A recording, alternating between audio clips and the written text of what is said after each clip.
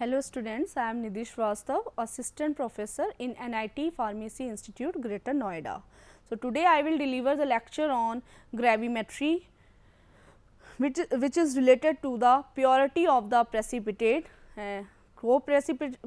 precipitation and post precipitation. So firstly, I will discuss what is gravimetric analysis. I have already discussed about the gravimetric analysis. The introduction is the gravimetric analysis related to the determine the mass of the substance, mass of the specific chemical substance which is formed in the precipitate is called gravimetric analysis. First, the precipitate must be of low solubility, of high purity and of known composition if its mass is to reflect accurately to analyte's mass. Second, it must be easy to separate the precipitate from the reaction mixture. So, gravimetric analysis is related to the determine the mass of the chemical substance which is in pure form in the precipitate. This is the precipitation reaction. This is the general precipitation reaction. We can see carbon dioxide and the lime water react with each other and form the soluble calcium carbonate and water. This calcium carbonate ignite by the ignition process and decompose in calcium and carbonate, and then we can compute the calcium amount of the calcium. Properties of the precipitate: the solid produced in precipitate reactions are crystalline solids and can be suspended throughout the liquid or fall to the bottom of the solution. The remaining fluid is called supernatant liquid. Precipitation reactions occur when the cations of one reactant and the anions of the second reactant found in aqueous solutions combine to form an insoluble ionic solid that we call a precipitate. Most precipitates are formed in a double replacement reaction. So, this is the some example for the precipitation reaction. Now, we can discuss purity of the precipitate. Purity of the precipitate is related to the precipitating reagent. Purities depend on the precipitate, fully the precipitating reagent and the steps involved in the gravimetric analysis. क्या होता है जब purity की हम बात करते हैं तो सबसे पहले जब पीपीटी फॉर्म होता है, प्रेसिपिटेट फॉर्म होता है, देन उसको हम वॉश आउट करते हैं. वॉश आउट करने से पहले हम स्पेसिफिक कंपाउंड को, स्पेसिफिक कंपोनेंट को प्रेसिपिटेट आउट करते हैं with the specific precipitating reagent. Okay, लेकिन क्या होता है जब प्रेसिपिटेट, मान लीजिए आपका 3 केमिकल हैं ए बी सी, ये तीनों केमिकल मिलके एक पीपीटी का फॉर्मेशन कर रहे हैं. ओके, अब इसमें से हम ये कह रहे हैं कि हमें ए को ही प्रेसिपिटेट आउट करना है, बी और सी को हमें प्रेसिपिटेट आउट नहीं करना है. मतलब ए की ही हमें एनालिसिस करनी है, ए का ही हमें वेट अमाउंट निकालना है. ओके, तो हमने इसमें से सिर्फ ऐसा केमिकल यूज़ किया, जैसे ए केमिकल है वो हो सकता है मेटल हो, बी है वो कोई इनऑर्गेनिक सब्सटेंस हो और सी जो हो कोई ऑर्गेनिक सब्सटेंस हो. तो ये तीनों का मिक्सचर बन के आपका एक पीपीटी बन गया. ओके, पहले तो हम पीपीटी को ही वेट आउट कर लेंगे. उसको पीपीटी जब फॉर्म होगा बाय द प्रेसिपिटेशन टाइट्रेशन, उसको वॉश करेंगे, वॉश करके उसको ड्राई करेंगे, देन उसको वेट कर लेंगे. ये तो एक सिंपल प्रोसेस हो गया जिसमें हमने पीपीटी का वेट निकाल लिया. लेकिन अगर हमें एक स्पेसिफिक कंपोनेंट, मान लीजिए हमें कहा जा रहा है कि ए बी सी 3 मिक्सचर है, अब इसमें से हमें ए को ही सिर्फ प्रेसिपिटेट आउट करना है और उसका ही सिर्फ हमको वेट चाहिए. तो हमें क्या करना होगा, ए को प्रेसिपिटेट आउट करने के लिए ऐसा रिएजेंट डालना होगा, प्रेसिपिटेटिंग रिएजेंट जो सिर्फ ए को ही प्रेसिपिटेट आउट करे और देन हम उसको वे कर लेंगे. लेकिन क्या होता है जब हमें प्योरली ए मिल जाता है और ए का ही हम वेट एनालाइज कर लेते हैं, तो ये तो प्योरिटी हो गई प्रेसिपिटेट की. लेकिन अगर उसके साथ दूसरा केमिकल आ जाता है या दूसरे केमिकल का कुछ भी पार्ट आ जाता है तो वेट में क्या होगा, वेरिएशन हो जाएगा. मान लीजिए आपका पूरा प्रेसिपिटेट जो है वो 3 ग्राम का है.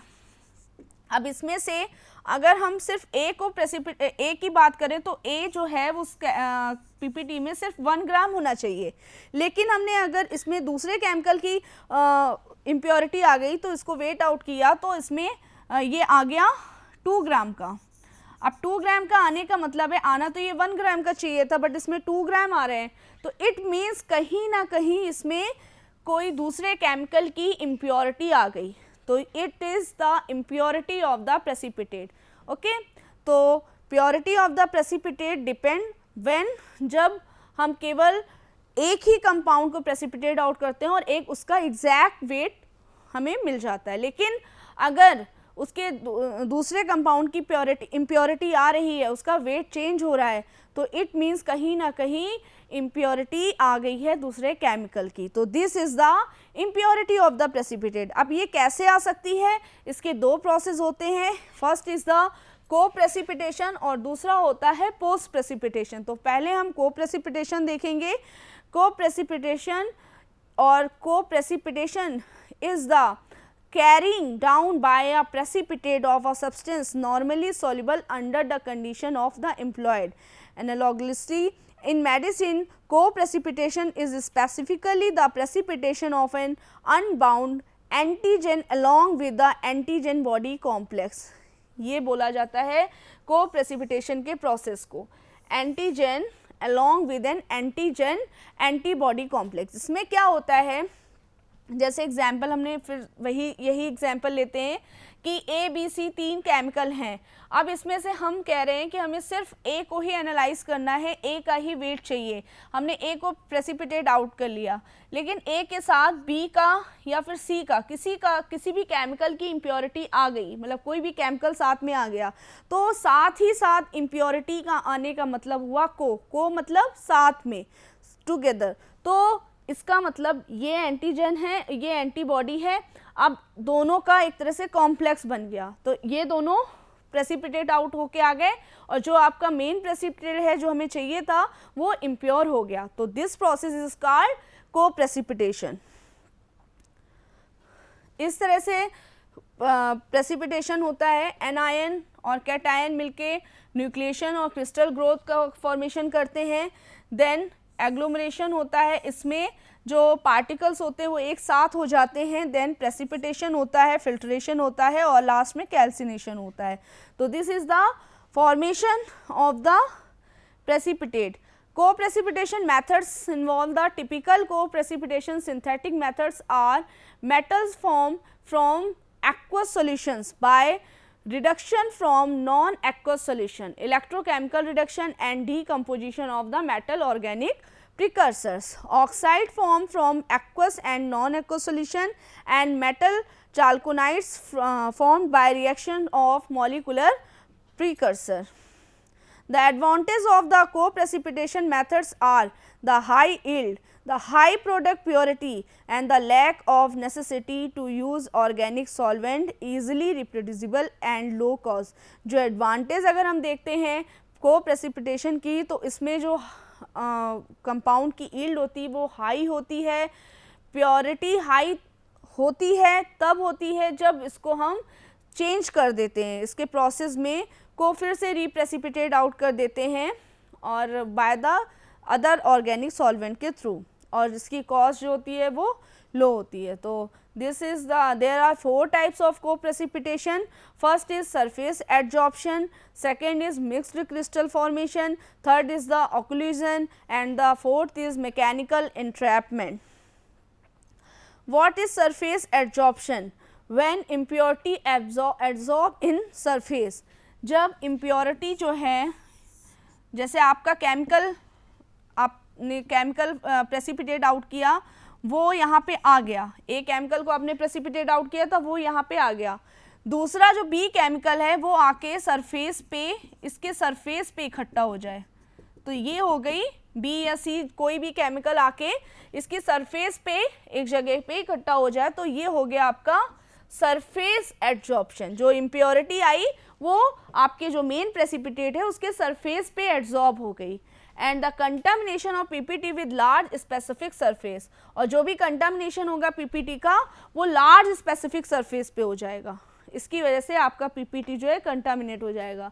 नेक्स्ट है mixed crystal formation. One of the ions in the crystal lattice of a solid is replaced by an ion of other element. अब इसमें क्या हुआ, मिक्स्ड क्रिस्टल फॉर्मेशन में क्या होता है, जैसे आपका क्रिस्टल का स्ट्रक्चर बन गया, ये क्रिस्टल्स आ गए आपके ए के, जो आपने ए केमिकल लिया था उसके क्रिस्टल आ गए, वो क्रिस्टल्स जो हैं दूसरे क्रिस्टल्स दूसरा जो केमिकल है उसके आयंस के साथ में चेंज हो जाएंगे। मान लीजिए उसका आयन है, पॉजिटिव है, नेगेटिव है, तो वो आपस में चेंज हो जाएंगे, रिप्लेस कर देंगे दूसरे एलिमेंट के आयन जो आपका मेन आपका कंपाउंड है उससे। तो क्रिस्टल जो होंगे वो एक साथ मिक्स्ड हो जाएंगे, तो उसकी वजह से इम्प्योरिटी आ जाएगी। ऑक्लूजन में क्या होता है, in which compound is trapped within a pocket from during rapid crystal growth. इसमें क्या होता है, जब क्रिस्टल ग्रोथ होती है, तो जब जल्दी जल्दी क्रिस्टल ग्रोथ होती है कंपाउंड की, तो इसमें क्या होता है, एक साथ पार्टिकल इकट्ठा होने की वजह से वही एक दूसरे के से पार्टिकल एक जगह पे इकट्ठा होके इम्प्योरिटी कॉज कर सकते हैं। और ये तभी होता है जब क्रिस्टल ग्रोथ बहुत रैपिडली होती है और पार्टिकल जो होते हैं, जो मेन क्रिस्टल फॉर्म हो रहे हैं उसकी पॉकेट में ही ट्रैप्ड हो जाते हैं, मतलब इकट्ठा हो जाते हैं। तो इस वजह से ऑक्लूजन जो है वो को प्रेसिपिटेशन हो जाता है। फोर्थ आता है mechanical entrapment. Mechanical entrapment is also same as a occlusion when crystal are very close together during growth. इसमें भी यही चीज़ है कि क्रिस्टल जब ग्रोथ हो रही है तो क्रिस्टल जो हैं वो एक दूसरे के पास बहुत आ रहे हैं, बहुत जल्दी आ जा रहे हैं ग्रोथ के टाइम में। In this other substance entrapped between the crystal during the rapid crystal growth. तो ऑक्लूजन और मैकेनिकल इंट्रैपमेंट सेम ही है। अब हम ये देख सकते हैं कि जो सरफेस एडजॉर्प्शन है इसको हम कैसे रिमूव कर सकते हैं, कैसे हटा सकते हैं। तो मिनिमाइज़ करने के लिए हम डाइजेशन का प्रोसेस यूज़ कर सकते हैं। डाइजेशन में क्या होता है, क्योंकि सरफेस में आपके पार्टिकल जो आ जाएंगे, इंट्रैप हो जाएंगे यहाँ पे पार्टिकल, वो बहुत छोटे छोटे होंगे, क्योंकि आपने जब केमिकल प्रेसिपिटेट आउट किया तो वो तो स्पेसिफिक केमिकल डाला कि ए ही उसमें प्रेसिपिटेट आउट होगा, लेकिन वो तो इम्प्योरिटी साथ में आई है बट वो पूरी नहीं आई होगी, थोड़े बहुत ही केमिकल आया होगा, तो वो छोटे छोटे पार्टिकल्स में होगा। तो डाइजेशन से क्या होगा, वो पूरे पार्टिकल जो छोटे पार्टिकल वो बड़े में चेंज आएंगे, फिर उसको हम फिल्टर करके बाहर निकाल सकते हैं। तो डाइजेशन के प्रोसेस के थ्रू हम सरफेस एडजॉर्प्शन को भी रिमूव कर सकते हैं, मिनिमाइज कर सकते हैं, और मिक्स्ड क्रिस्टल के फॉर्मेशन को भी हम डाइजेशन, क्योंकि क्रिस्टल्स जो हैं छोटे छोटे जो एक साथ हो गए हैं वो डाइजेस्ट होके बड़े हो जाएंगे और देन उसको हम फिल्टर करके रिमूव कर सकते हैं, मिनिमाइज कर सकते हैं। इसी तरह से ऑक्लूजन में भी हम डाइजेशन भी कर सकते हैं और रीप्रेसिपिटेट करके भी मिनिमाइज कर सकते हैं को प्रेसिपिटेशन को। और मैकेनिकल इंट्रैपमेंट में भी डाइजेशन और रीप्रेसिपिटेशन के प्रोसेस को करके मिनिमाइज कर सकते हैं हम को प्रेसिपिटेशन को। तो ये चारों टाइप हैं को प्रेसिपिटेशन के होने के, और इनको हम इस तरह से मिनिमाइज भी कर सकते हैं। को प्रेसिपिटेशन एक ही ऐसी इम्प्योरिटी प्रोसेस है जिसको हम मिनिमाइज कर सकते हैं, और सारे प्रोसेस सेम है, डाइजेशन और रीप्रेसिपिटेशन। तो इस तरह से हम देखेंगे इम्प्योरिटी आ जाती है प्रेसिपिटेशन की, ये डाइजेशन इंक्लूजन का प्रोसेस है। इसमें देख रहे हैं जैसे ये पीपीटी फॉर्म हुआ, ये पीपीटी में ये रेड कलर से जो दिख रहा है ये इम्प्योरिटी है। तो इस तरह से इम्प्योरिटी जो होती है पीपीटी में दूसरे केमिकल की आ जाती है। पेप्टाइडेशन में भी इस तरह से होता है, पेप्टाइड्स के फॉर्म में यहाँ पे देख रहे हैं एक साथ पार्टिकल हो गए, और ये फिर हीट कराने पे ये जब हमने इसको डाइजेस्ट कराया तो पार्टिकल दूर दूर हो जाएंगे और बड़े हो जाएंगे। This is the occlusion. And last next है, during the co-precipitation synthesis can be result of local concentration due to homogeneity which can be avoided by fast stirring and low addition rate of reactant। co-precipitation के synthesis के time में जो concentration है, local concentration होती है, जो भी homogeneous आपका मटेरियल है, तो उसको स्टेयर कर सकते, अवॉइड कर सकते हैं। फास्ट स्टेयरिंग के थ्रू भी हम उसको हटा सकते हैं, मतलब ग्लास रॉड को बहुत तेज़ तेज़ चला के, और रेट ऑफ रिएक्टेंट को भी ऐड करा के कर सकते हैं। नेक्स्ट है precipitation include rain, hello, slit and snows. Snow is a ice that falls from the sky. Snow forms when water vapor turns directly from a gas into its solid form. Ice is a process called deposition. Now the method of minimizing co-precipitation: if the precipitate is formed by the mixing very concentrated solution at room temperature, it separates out more or less as a flocculated colloid, which is likely to be contaminated by surface adsorption. And the second is the reagents should be mixed slowly with the constant stirring. तो वैसे तो मैंने आपको दो process बता ही दिए हैं, डायरेशन और रिप्रेसिपिटेशन का प्रोसेस है, उसके थ्रू हम रिमूव कर सकते हैं, मिनिमाइज कर सकते हैं को प्रेसिपिटेशन, क्योंकि को precipitation it is a type of the impurity. Now the post precipitation. अब पोस्ट प्रेसिपिटेशन क्या होता है, इसमें ये थोड़ा सा को प्रेसिपिटेशन से डिफरेंट होता है. इसमें भी वही चीज़ है कि हम तीन केमिकल, मान लीजिए 3 या 2 जो भी केमिकल हैं उसको हम प्रेसिपिटेट आउट कर रहे हैं जिस स्पेसिफिक को, और उसको हमने प्रेसिपिटेट आउट करके जो मदर लिकर के थ्रू हमने उसको प्रेसिपिटेट आउट किया, उसी मदर लिकर में उसको छोड़ दिया बहुत लॉन्ग टाइम के लिए, तो आपका जो प्रेसिपिटेट है वो कंटामिनेट हो जाता है. तो पोस्ट प्रेसिपिटेशन किसके थ्रू हो रहा है, लॉन्ग टाइम ड्यूरेशन में हम जब प्रेसिपिटेट को लेफ्ट कर देते हैं. तो it is a kind of precipitation where the precipitation of the undesirable compound occurs after the formation of the precipitate of the desired compound, and it is the precipitation that transpires as a layer upon the already formed precipitate.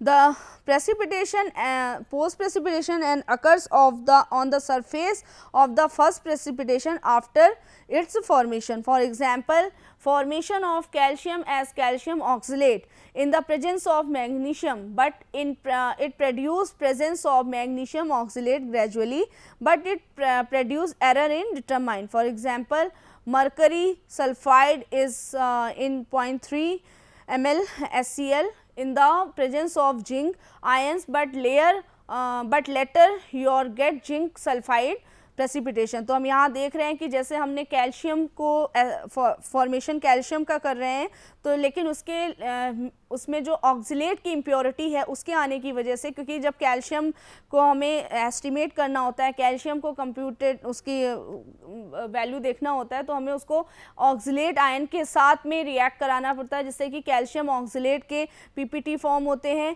अब calcium oxalate जो होता है उसको फिर हम ignite कराते हैं, ignite करा के उसको हम डीकम्पोज कराते हैं, देन वो कैल्शियम ऑक्साइड में चेंज होता है, फिर उस ऑक्साइड को हटा के देन हम कैल्शियम को फाइंड आउट करते हैं, एस्टिमेट करते हैं. लेकिन यहाँ पर क्या हो रहा है कि कैल्शियम ऑक्सिलेट के क्रिस्टल आने की वजह से या मैग्नीशियम की इम्प्योरिटी आने, मैग्नीशियम में ऑक्सिलेट के क्रिस्टल आने की वजह से वो इम्प्योर हो जा रहा है. ऐसे ही मरकरी में है, सल्फाइड की इम्प्योरिटी आने की वजह से जिंक सल्फाइड का प्रेसिपिटेट हो जा रहा है.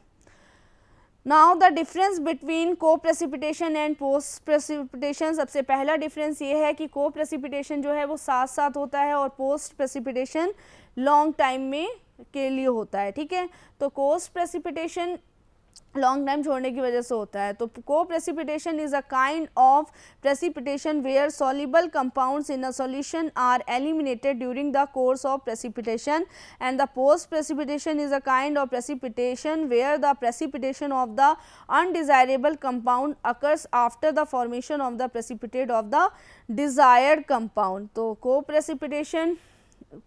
प्रेसिपिटेशन का वो टाइप है जिसमें जहाँ सॉल्युबल कंपाउंड जो सॉल्यूशन में हैं वो एलिमिनेट होते हैं कोर्स ऑफ द, अगर रिप्रेसिपिटेशन का प्रोसेस हम करते हैं. पोस्ट प्रेसिपिटेशन वो प्रोसेस है जहाँ पर प्रेसिपिटेशन होता है अनडिज़ायरेबल कंपाउंड का, और after the formation of the precipitate वो डिज़ायर्ड कंपाउंड में चेंज हो जाता है. तो को प्रेसिपिटेशन को हम मिनिमाइज़ कर सकते हैं, लेकिन पोस्ट प्रेसिपिटेशन को मिनिमाइज़ नहीं कर सकते. The degree of the contamination of reaction is high, the degree of the contamination is low.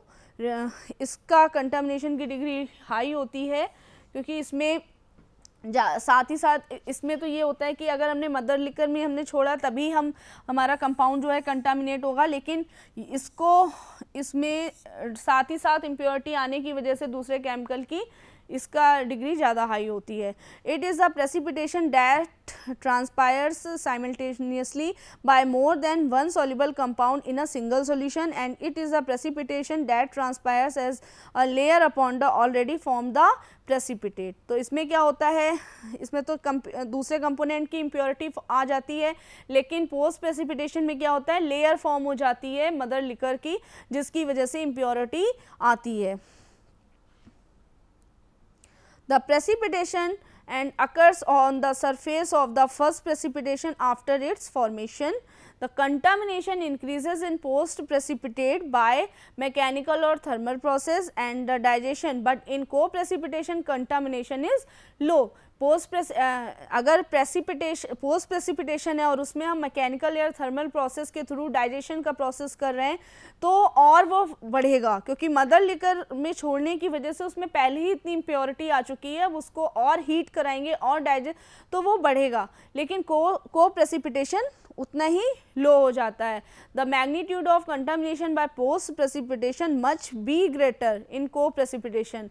जो पोस्ट प्रेसिपिटेशन का मैग्नीट्यूड मतलब जो टाइम के साथ पोस्ट प्रेसिपिटेशन जो होता है वो बढ़ता है, जबकि को प्रेसिपिटेशन जो होता है वो टाइम के साथ कम होता है। It is the precipitation that occurs as a layer upon the already form precipitate.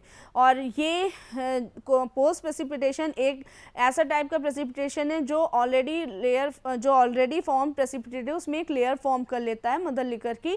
और जो पोस्ट प्रेसिपिटेशन होता है उसमें सरफेस में कंटामिनेशन होता है या दूसरी इम्प्योरिटी आने की वजह से प्राइमरी एब्जॉर्प्शन या सुपर सैचुरेटेड सॉल्यूशंस में कंटामिनेशन होता है। तो फिर से एक बार हम सारा रिवाइज कर लेते हैं।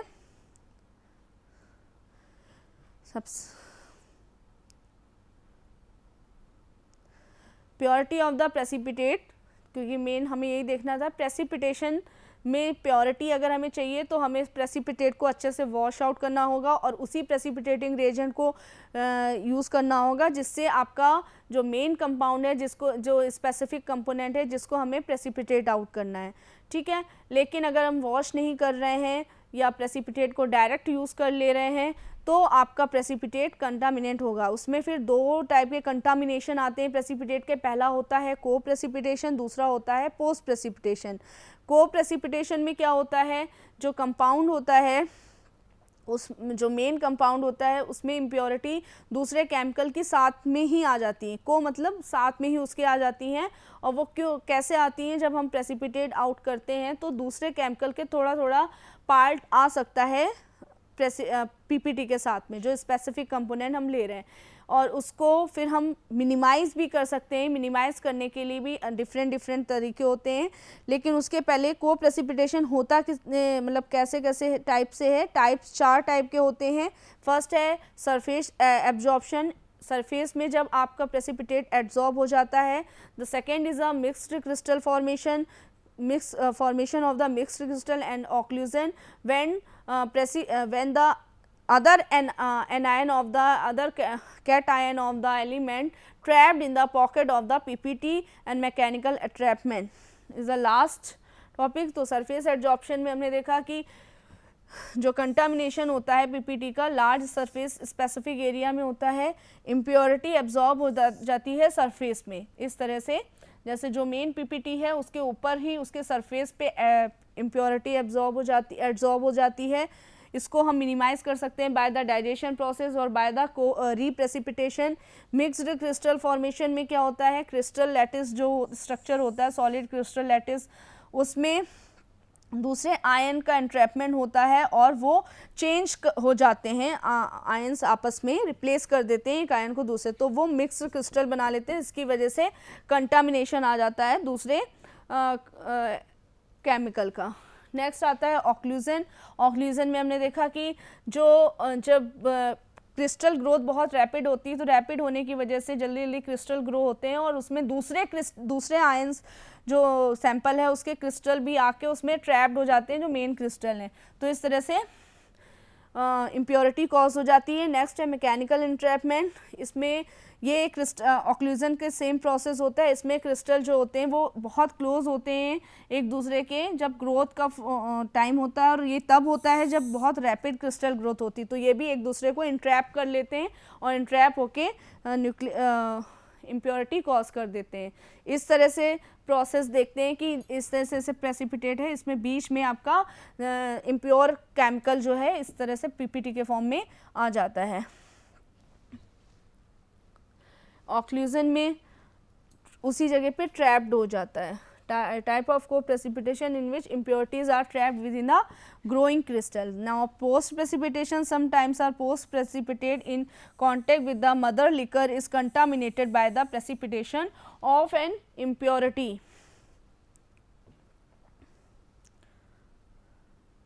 मिनिमाइजिंग करने के प्रोसेस हैं। हम को प्रेसिपिटेशन को मिनिमाइज कर सकते हैं बाय द डाइजेशन प्रोसेस और by the reprecipitation, but post precipitation को हम मिनिमाइज नहीं कर सकते हैं। को प्रेसिपिटेशन टाइम ड्यूरेशन के साथ कम होता है, but post precipitation time duration के साथ बढ़ता है। और पोस्ट प्रेसिपिटेशन कैसे होता है कि जब मान लीजिए 3 केमिकल में एक को हमने प्रेसिपिटेट आउट करके इसको लॉन्ग टाइम के लिए मदर लिकर में छोड़ दिया है, तो इसकी वजह से इम्प्योरिटी कॉज हो जाती है। तो ये है आपका पोस्ट प्रेसिपिटेशन।